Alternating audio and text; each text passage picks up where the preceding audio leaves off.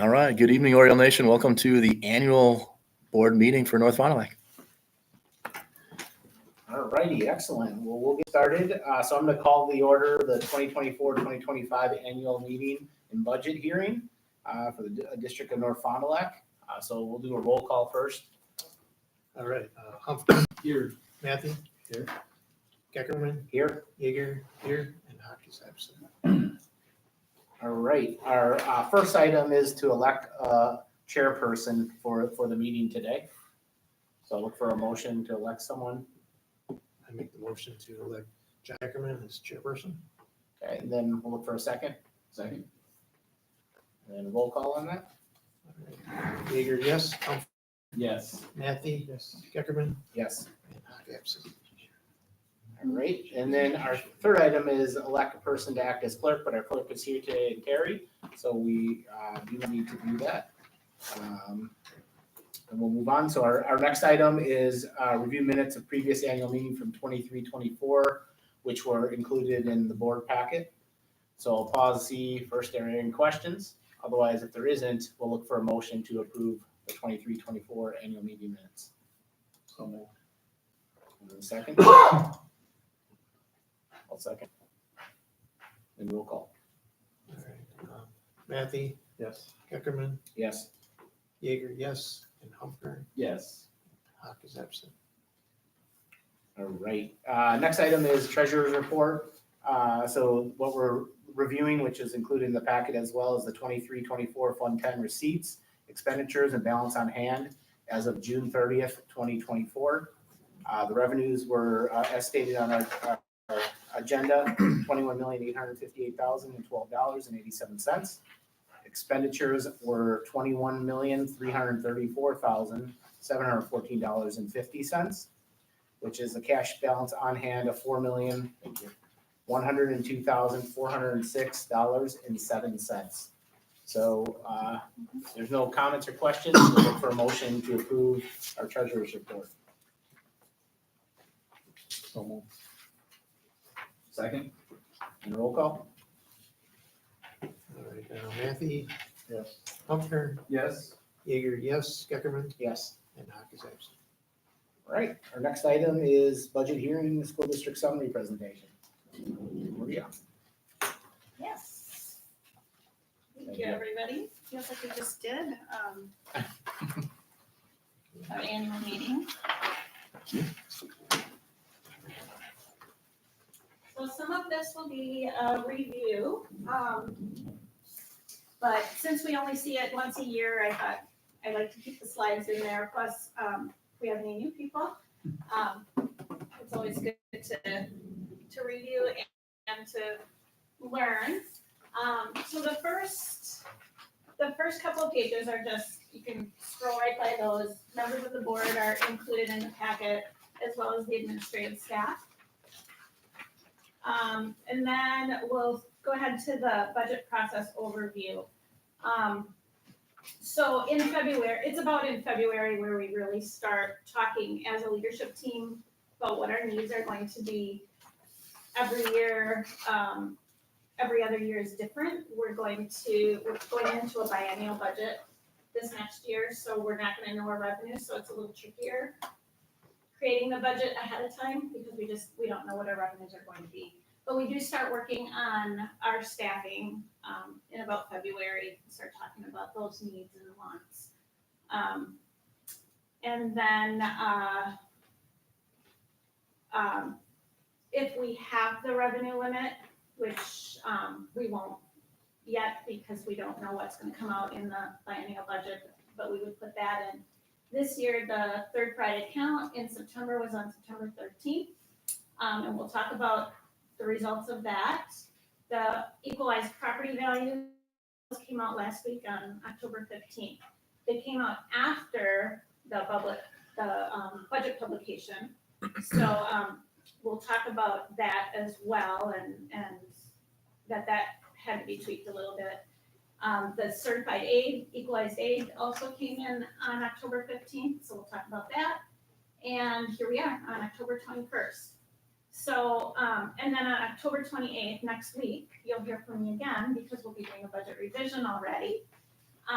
It's a little bit crazy because I know what those revisions are going to be, but by state law, I have to report what was published in the paper on the 11th. So as I go through the presentation, I'll let you know where those differences are going to be. So you'll have a heads up of those changes and then you'll see it again next Monday. So a couple of the assumptions before we get into this. The numbers that I'm gonna use in the budget and as we're talking through what happened throughout the year and what's forecasted for the next year, I'm using numbers as if the referendum fails, because that's what we know. As far as the budget goes, we have to pass 2 budgets. We have to pass one if it passes and one if it does not pass. So that's what you see on that budget publication. Those last 2 columns are one budget if the referendum passes and one if it doesn't. So let's jump in. So revenue limit. Revenue limits became effective in 1993. And one of the reasons for it is to kind of stabilize taxes or tax levies, school tax levies. And it was driven by the volatility in the economy at the time. The interesting thing is those revenue limits at the time were frozen at wherever you were at the time. So you could have had a district spending $15,000 per student, it was frozen there. You could have had a district that was spending $9,000 a student, you were frozen there. And it has not disparity between districts. We are a low spending district. We were very frugal at the time, and so it's kind of hurt us in the long run. The state is working on trying to equalize that, but we still have a very large disparity. The revenue limit, it limits revenue for Fund 10 and Fund 38. So that is our general fund. That's where we do most of our business. And then our Fund 38 is our non-referendum debt. So that's our loans. And revenue limit is driven by FTE. So, which is full-time equivalency students. So a full-time student. So just keep in mind as we're going through this, that revenue limit is general state aid plus tax levy. And that's the pot that we're allowed for revenue. Okay? So in that pot, so we have about 16 million in revenue limit. Equalization aid is determined, and the state gives us that again on October 15th, and then we come back into that tax levy. So if equalization aid goes down, tax levy goes up, and vice versa. And some of the factors in the state determining our equalized aid there's local factors and state factors. The local factors are pupil membership, which is our January pupil count, our past January pupil count, our equalized value, property values, and our spending, all from last year. So I have to file an annual report with TPI, and they're using our 23-24 annual report, our 24 January 2024 pupil count, and then our equalized value. And there's also some state factors.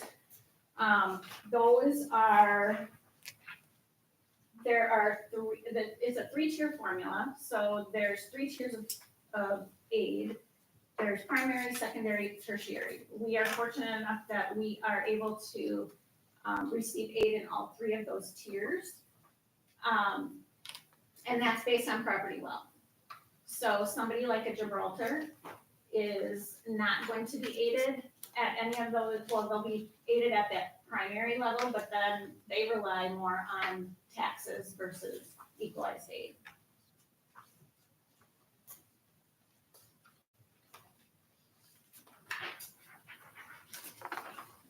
And so this is just a little picture of revenue limit and why it's important. that, like I said, that 16 million is made up of property taxes and equalized aid, and that's about 75% of our budget. We can then use more local dollars, so we raise money through grants, categorical aids, school fees. That's about 25% of our budget, very small amount, 5 million.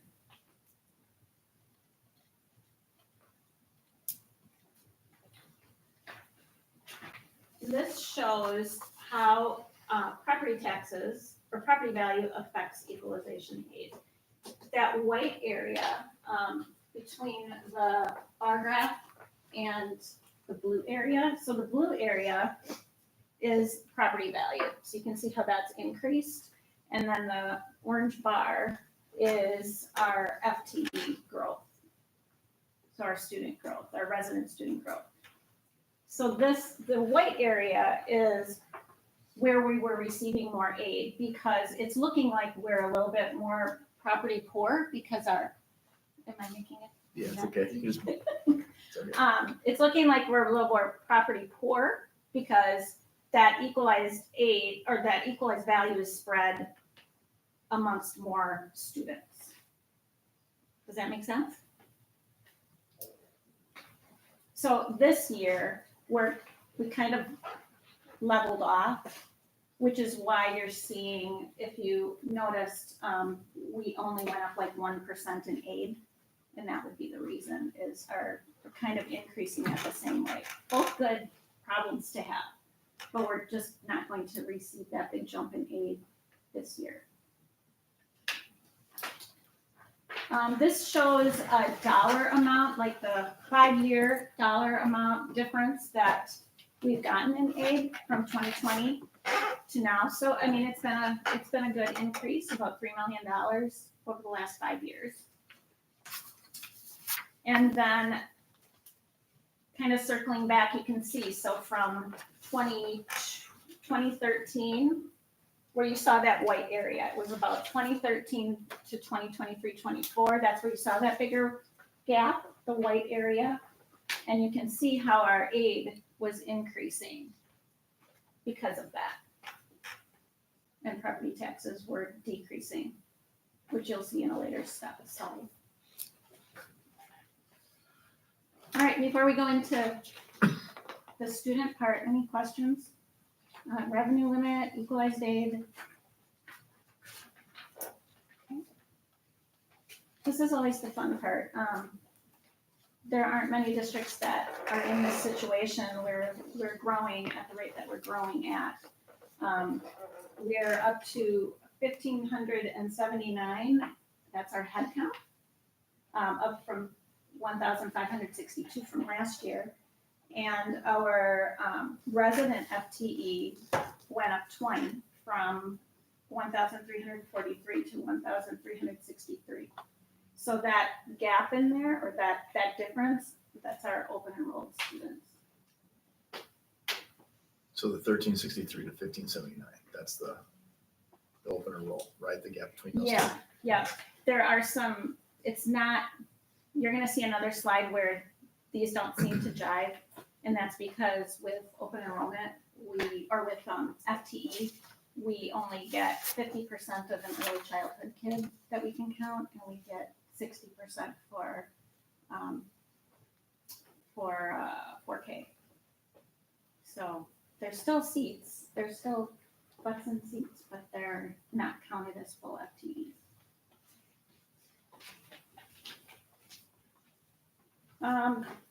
So because of the rolling average, the 3-year rolling average, this is an interesting slide. Our FTE is 1,358. I'm sorry, it's 1,363. And our 3-year rolling average of students is 1,358. So there's actually a difference there of 5 students. Because of that rolling average, DPI uses the 1,358. So it takes these last 3 years and averages them. And that's what we get revenue limit on.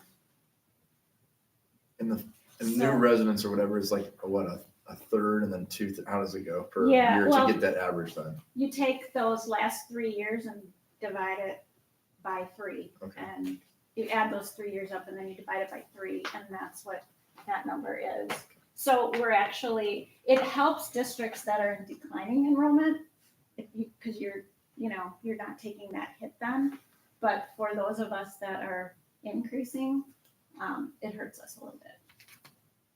We don't talk about it because I would probably be walked out the door, because again, we're in a great position, but we are about, $60,000 short of what we should be getting.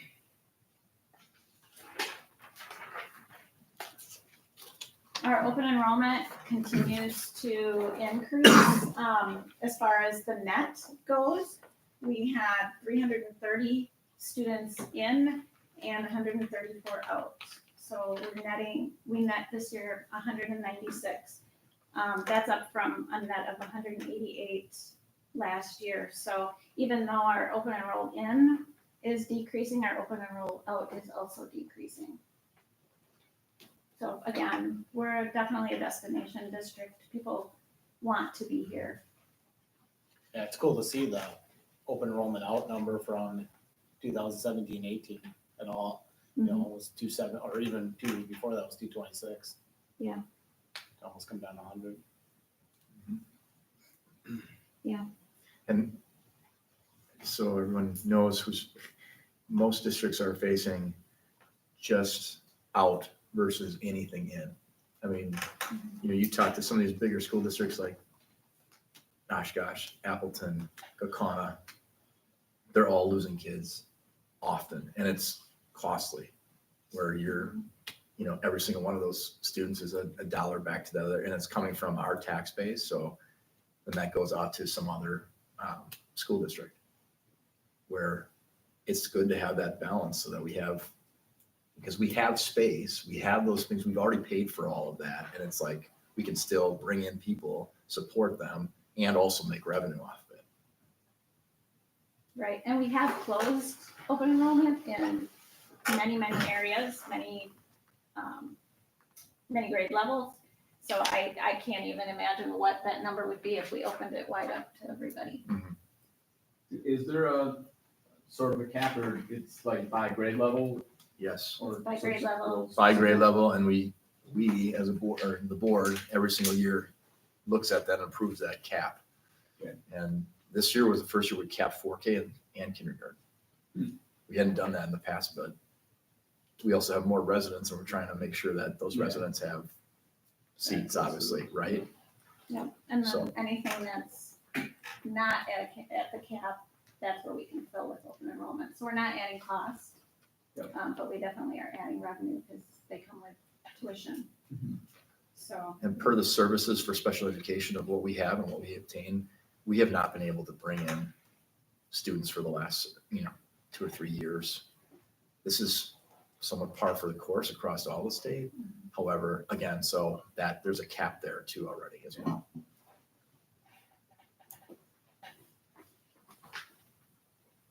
this shows the revenue that, a history of the revenue that we have been receiving from our open enrollment. This year, it's looking like $1.8 million. So it's definitely, again, that's the net. We're taking in about 3 million and we're paying out a little over 1 million. So we're in a really, really good spot that way. Okay, any questions on enrollment, open enrollment, residents? So when students that are within our district open enroll out of our district, our revenue goes with them. And then, or at least a portion of it. Yes, Okay. yes.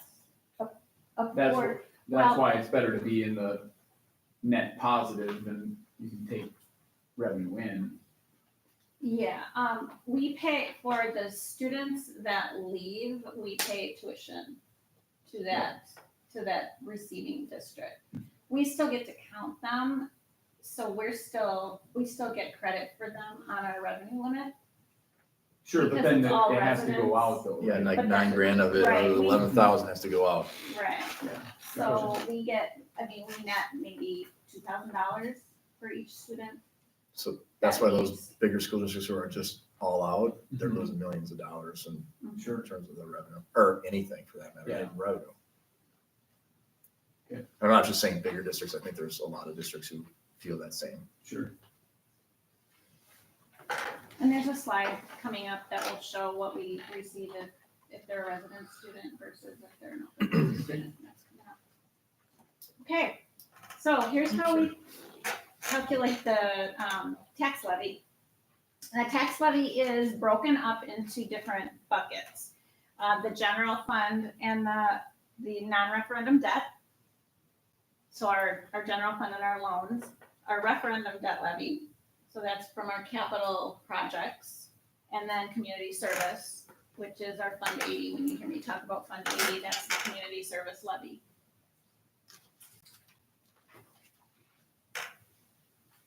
So here's what we are looking at.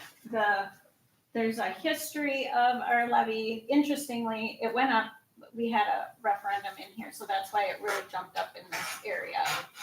And then it's really come down now since then, but we are gonna pass 2 levies.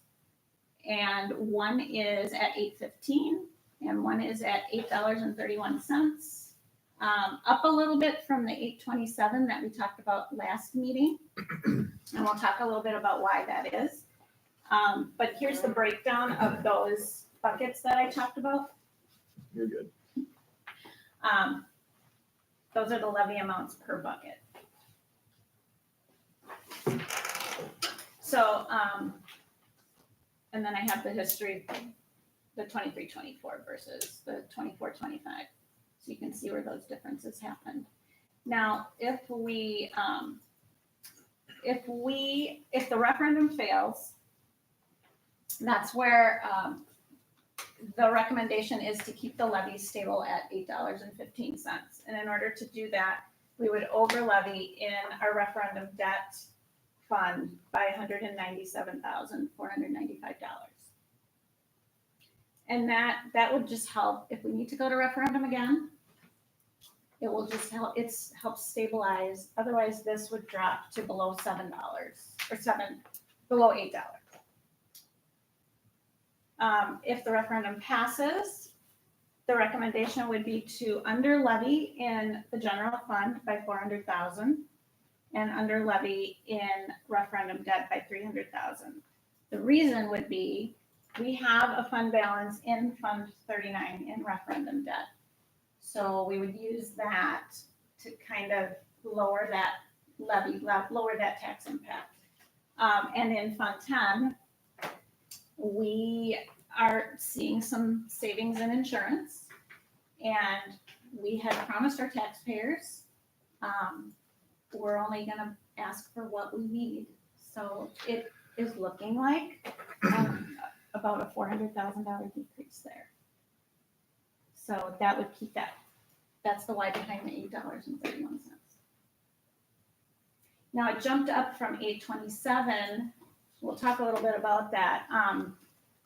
Because of our equalized property values, the last estimate that I got was the 309 million. It went down by like $10 million. So that's gonna cause the levy to increase. We just got that number on the 15th. So that's that 4-cent difference. And we got more kids than what we had projected. So we're up 20 kids. So that increased our revenue limit. Our equalized aid went down a little bit. So we're able to increase tax revenue. Does all that make sense? Okay. And so this is just kind of a fun fact. this also has an impact, private school vouchers, which I'm sure you've heard about in the news. And if you're talking with other board members, it's a big deal. We talk about it all the time in our meetings and how the voucher program is affecting communities and how it's affecting taxpayers. The private school, this has been several years now that this program has been in place. I